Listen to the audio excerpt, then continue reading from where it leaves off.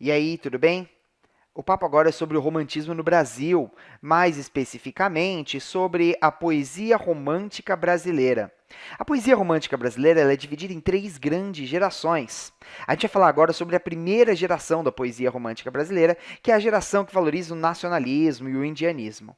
O principal cara dessa primeira geração é um cara conhecido como Gonçalves Dias. O Gonçalves Dias foi um grande autor da nossa literatura e ele fez parte da primeira geração do romantismo. Essa geração, como eu já te falei, é uma geração que valoriza o nacionalismo, é uma geração bastante ufanista, é uma geração ufanista que exalta a cor local, exalta muito a própria pátria, é a primeira geração do romantismo. O Gonçalves Dias escreveu três grandes obras que a gente vai citar aqui. Ele escreveu Ijucapirama, escreveu A Canção do Exílio e também Os Timbiras. Os Timbiras é uma epopeia. Uma epopeia, gente, é um grande poema, um poemão, um poema épico. Só para você ter noção, os Timbiras têm 2034 versos. Isso é muito verso? Opa, isso é verso pra caramba, tá? Agora, quer deixar mais difícil? Ele escreveu todos esses versos em decassílabos. Ou seja, todos esses versos têm 10 sílabas poéticas.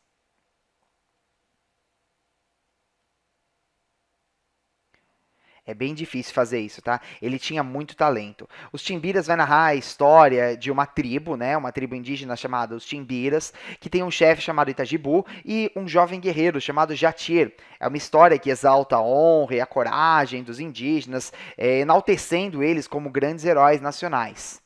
É uma pena que o Gonçalves Dias ele não pôde terminar a obra Os Timbiras, porque o Gonçalves Dias acabou falecendo antes de terminar essa obra. Ele faleceu em um desastre, então ele não pôde terminar Os Timbiras. Vamos falar agora sobre o Ijuca Pirama. Esse sim, o Gonçalves Dias terminou. É um poema que fala sobre uma tribo indígena, fala sobre um jovem de uma tribo indígena, um jovem tupi.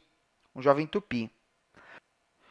Uma tradução para Ijucapirama é aquele que deve ser morto.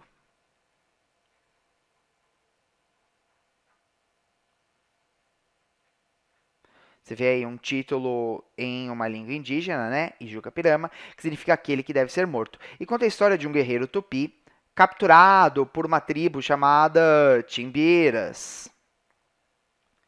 Esse guerreiro tupi, quando é capturado pela tribo dos Timbiras, ele vai ser morto, né? E os Timbiras vão se alimentar da carne desse guerreiro tupi.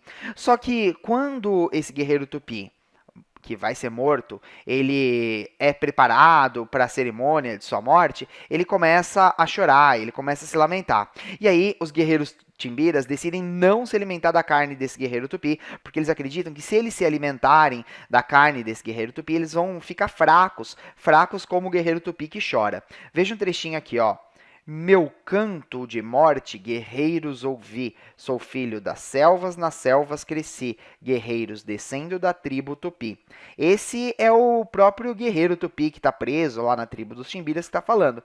Logo depois disso, logo depois desse trecho aqui, ele começa a chorar, ele começa a se lamentar. E aí, o que vai acontecer é que ele vai ser solto, ele vai ser libertado. Só que quando ele é libertado, ele vai acabar encontrando com seu pai. E quando ele encontra com seu pai, o seu pai, percebendo que ele está com pinturas de um ritual de morte, o seu pai fica muito decepcionado por seu filho ter sido libertado, porque agora ele acredita que seu filho é um covarde. Veja a fala do seu pai.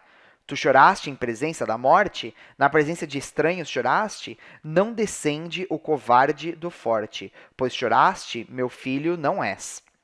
Ou seja, o pai desse guerreiro tupi nega o seu filho porque o seu filho foi covarde, porque o seu filho foi fraco. Quem conta essa história do Ijucapirama é um velho timbira que conta essa história para os jovens. Vamos falar agora do último texto do Gonçalves Dias de importância para a gente aqui, que é a Canção do Exílio. Vamos falar rapidamente dela aqui, vamos ler um trecho da Canção do Exílio, um poema de exaltação nacionalista. Olha só. Minha terra tem palmeiras, onde canta o sabiá. As aves que aqui gorjeiam, não gorjeiam como lá. Nosso céu tem mais estrelas, nossas várzeas têm mais flores, nossos bosques têm mais vida, nossa vida mais amores. O Gonçalves Dias escreveu esse texto aqui quando ele estava morando em Portugal, tá, gente? Agora, esse texto, ele é tão nacionalista, mas tão nacionalista, que ele tá no nosso hino nacional. Eu peguei um trechinho aqui do hino nacional para a gente poder comparar. Olha só, o hino nacional. Do que a terra mais garrida, teus risonhos lindos campos têm mais flores. Nossos bosques têm mais nossa vida no teu seio mais amores. Olha só para você fazer uma comparação aqui, na canção do exílio, nossos bosques têm mais vida, nossa vida mais amores. No hino nacional, nossos bosques têm mais vida, nossa vida mais amores. Ou seja, é um poema tão nacionalista, um poema que exalta tanto o povo brasileiro, que exalta tanto a nossa nação, que está até no nosso hino nacional. Ou seja, é um texto bem nacionalista, a Canção do Exílio do Gonçalves Dias. Muito bem, né? Vamos fazer exercícios agora sobre o Gonçalves Dias, gente? Vamos lá então, exercícios.